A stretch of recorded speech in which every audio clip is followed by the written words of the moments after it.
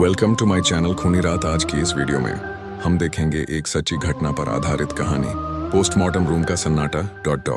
विवेक शहर के सबसे अनुभवी फॉरेंसिक पैथोलॉजिस्ट थे। उन्हें सालों से लाशों के बीच काम करने की आदत थी, लेकिन आज रात कुछ अलग था। बाहर मूसलाधार बारिश हो रही थी और पोस्टमार्टम रूम में बिजली की एक दो बार ट्रिप होने से माहौल और भी अशुभ हो गया था। टेबल पर एक नई लाश थी, एक 30 वर्षीय पुरुष जिसे रहस्यमय परिस्थितियों में मृत पाया गया था। शरीर पर चोट का कोई निशान नहीं था। मौत का कारण जानने के लिए विवेक ने चीरा लगाना शुरू किया। रात 2 बजे विवेक ने रिकॉर्डर ऑन किया और चीरा इंसिजन लगाया। कमरे में केवल उनके सर्जिकल उपकरणों की किचन और बाहर बारिश की आवाज थी। जैसे ही उन्होंने छाती का ऊपरी हिस्सा खोला, उन्हें एक अजीब सी सर्द हवा का झोंका महसूस हुआ, जबकि कमरा पूरी तरह से बंद था। उन्होंने नजरअंदाज किया। जब वह अंदरूनी अंगों की जांच कर रहे थे तो उन्हें लगा जैसे टेबल पर रखी लाश ने एक गहरी सांस ली हो। वह रुक गए। उन्होंने घबराकर टॉर्च की रोशनी चेहरे पर डाली। चेहरा शांत था, आंखें बंद थीं। सिर्फ थकान है, उन्होंने खुद को समझाया। वह फिर से काम में जुटे। उन्होंने देखा कि मृतक के हाथ की उंगलियां, जो पहले एकदम कड़क थीं, अब थोड़ी ढीली पड़ गई थीं। रात 2:45 बजे विवेक ने सभी अंग निकाले और वजन कर रहे थे। तभी उन्होंने रिकॉर्डर से एक आवाज सुनी। यह उनकी नहीं थी।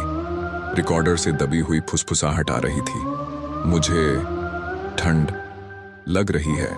विवेक का खून जम गया। उन्होंने जल्दी से रिकॉर्डर बंद किया और चारों ओर देखा। कोई नहीं था। उन्होंने रिकॉर्डर का टेप रिवाइंड किया और फिर से सुना।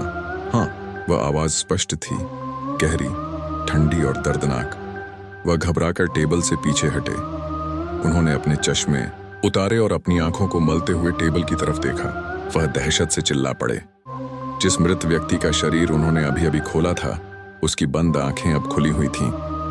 आंखें सीधे विवेक को घूर रही थीं। आंखों में कोई चमक नहीं थी, बस एक खाली सफेद घूरना था। और फिर उस लाश के होठों पर, जो अभी तक बेजान थे, एक धीमी, दर्दनाक मुस्कान फैल गई। विवेक ने भागने के लिए दरवाजे की ओर कदम बढ़ाया, लेकिन तभी उनके पीछे टेबल पर रखी लाश के अंदर से एक गड़गड़ाहट की आवाज आई। जब वह पलटकर देखते हैं तो पाते हैं कि मृतक का कटा हुआ शरीर टेबल पर उठकर बैठ गया है। पेट से खून बह रहा है और उसकी खाली आंखें विवेक को देख रही हैं। तुमने मेरा घर खोल दिया, लाश ने आवाज निकाली, जो रिकॉर्डर की फुसफुसाहट से कहीं ज्यादा गहरी और खोखली थी। अब मैं यहां रहूंगा। अगले दिन सुबह जब सहयोगी पोस्टमार्टम रूम में घुसे तो उन्हें केवल फर्श पर गिरा हुआ रिकॉर्डर मिला।